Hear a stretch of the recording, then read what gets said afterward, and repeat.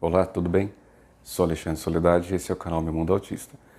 Se você já nos conhece, se você está vindo pela primeira vez, quem está aqui pela primeira vez, seja bem-vindo. Esse é um canal de informação. Somos quem trabalha dentro do projeto Meu Mundo Autista, são pais e mães de crianças com transtorno do espectro autista. Então nós temos muito interesse que pelo menos uma vez por semana você e eu, todos nós possamos receber informação ligadas ao autismo. E essa troca de informação tem gerado ótimos frutos. Pessoas têm falado bem do que nós estamos fazendo, mas isso não nos enaltece. Na verdade, isso aumenta o compromisso com esse tipo de comunicação, que muitas vezes é a única que muitas pessoas têm. Tá bom? Então, se você gosta da gente, do nosso trabalho, se inscreve no canal, ativa a notificação, que pelo menos eu garanto para você, uma vez por semana, você vai estar recebendo uma informação bacana. A gente tem trabalhado por isso, tá bom? Então, hoje vamos falar sobre empoderamento. Toda vez que a gente fala de empoderamento, já chega toda aquela história, vocês vão falar de feminismo, vocês vão falar... E daí? Eu acho um barato que já cria-se uma ideia concebida do que seria empoderamento. Então vamos por partes. Gente, nós temos que reconhecer, são vocês, mulheres, sim, são vocês, mulheres, as grandes responsáveis pelas mudanças no autismo. Se hoje nós temos visibilidade, audiência e voz, a causa autista é culpa de vocês. Essa culpa é no bom sentido, porque a partir do momento que vocês tornaram públicas as vidas de vocês, o sofrimento de vocês, muitas de vocês criando seus filhos sozinhas, foi que o autismo passou a ter certa visibilidade. E é as brigas, a luta, a levantar da bandeira deu audiência ao autismo. Porque voz, todo mundo tem. Audiência, nem todos. Então vocês permitiram que, com a visibilidade do problema de vocês, com o grito, com a voz, com o que vocês estavam dizendo, vocês começaram a dar audiência para a causa autista.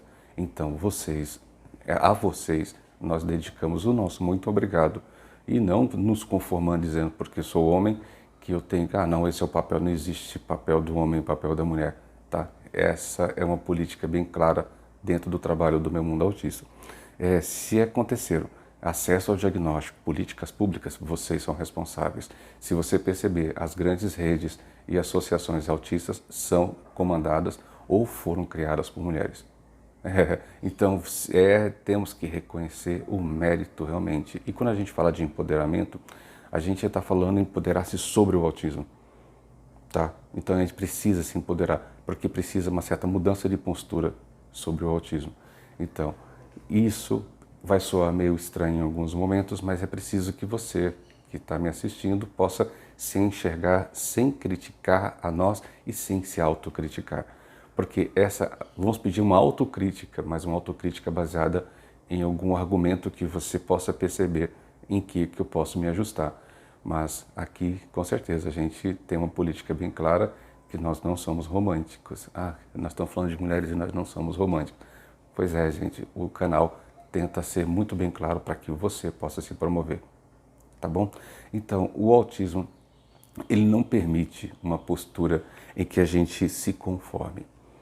Não é o diagnóstico do autismo não permite a conformidade. Agora estou conformado. Não, a gente aceita o diagnóstico, mas em nenhum momento a gente tem que aceitar que o autismo é o fim de tudo.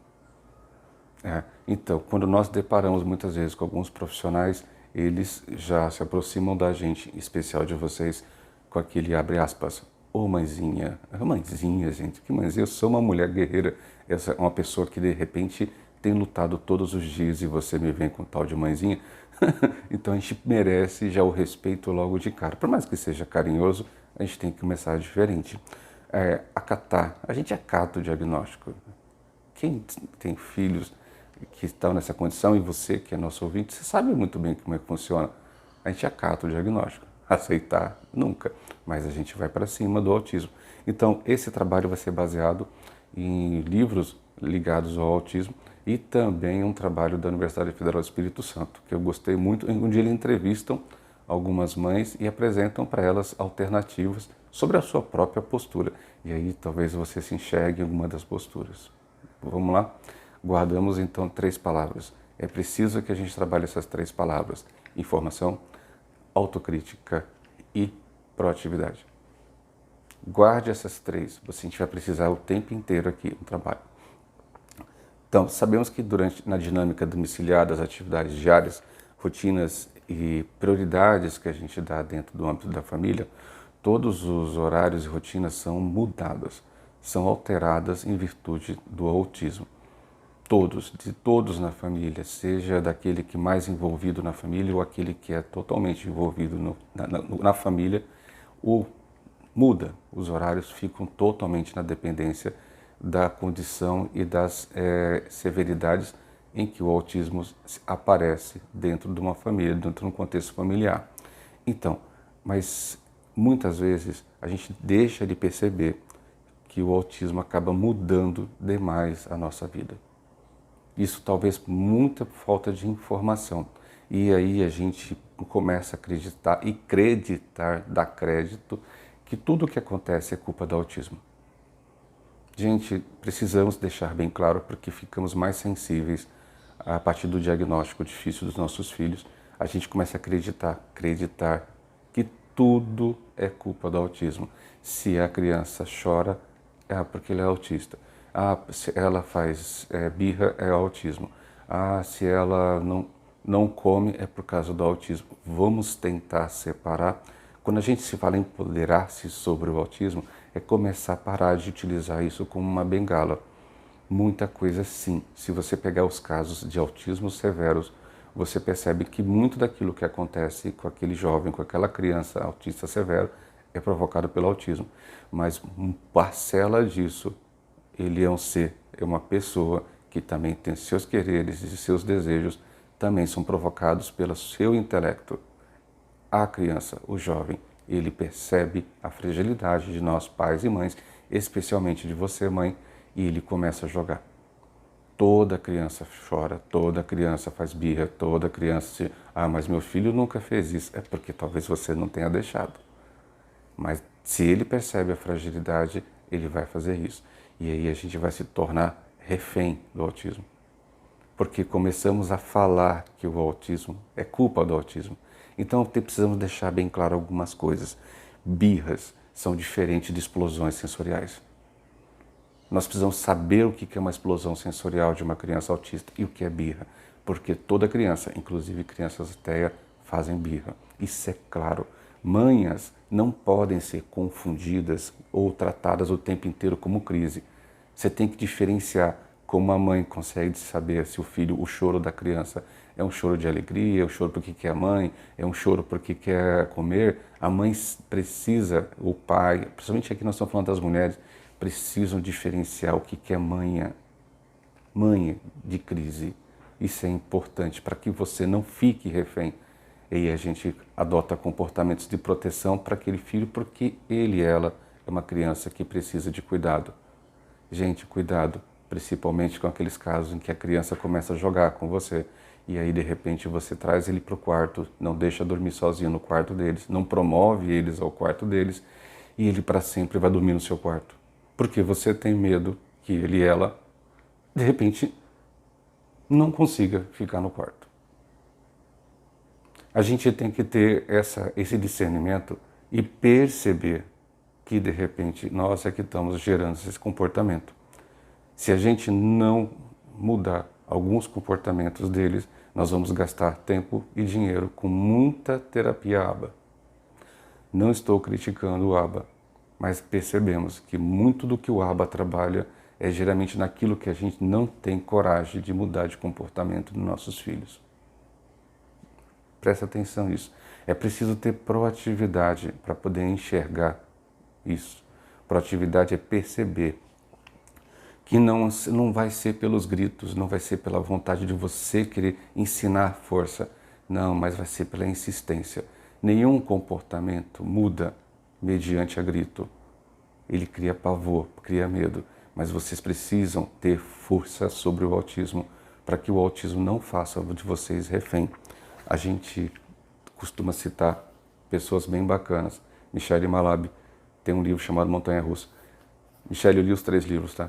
Então, quando você olha para o que a Michelle fala sobre a situação do autismo, e ela fala sobre as rotinas, sobre você, de repente, ficar tão sobrecarregada física e emocionalmente, porque não aguenta mais. Você sobrecarregou com tanta coisa, porque você criou um monte de justificativa porque seu filho não pode isso, não pode aquilo. Gente, quem criou isso fomos nós. Uma parcela é verdade, mas grande parte é culpa nossa. Ah, mas meu filho não dorme sem aquela fronha. Ah, meu filho não dorme sem aquele travesseiro. Ele está jogando com você. E aí você está ficando refém. E uma hora você fala assim, eu não aguento mais, eu estou cansada, eu não aguento. É porque você foi trazendo para você um comportamento. Ah, mas é a rotina do meu filho. Rotinas são adaptadas. Precisamos aprender a adaptar as rotinas. E aí, quando a gente fala da Michelle, a gente lê um texto, uma parte bem interessante sobre rotinas. Então, diz a Michelle, que é psicóloga e autista, e mãe, a rotina para dar suporte, para dar segurança, é benéfica e deve ser feita. O que não pode é essa rotina virar uma obsessão e passar a ser um transtorno para a pessoa com autismo e para toda a família. Já vi famílias reféns das rotinas obsessivas e definitivamente não queria isso para a nossa vida. Bingo! Viram obsessivas. Crianças, às vezes, jogam tanto com você por causa que o autismo está dizendo, olha, eu preciso de mais, de mais, de mais. Na verdade, você precisa ter empoderamento sobre o autismo. Esse criar rotina, se você não tem forças para isso, se você não consegue, aí entra o ABA, aí entra o TCC. Existem as terapias comportamentais que vão te ajudar. Agora, não pode ficar sempre justificando tudo que é o autismo. Então, temos mães que precisam ficar em casa o tempo inteiro. Grande parte das mães abandona o trabalho.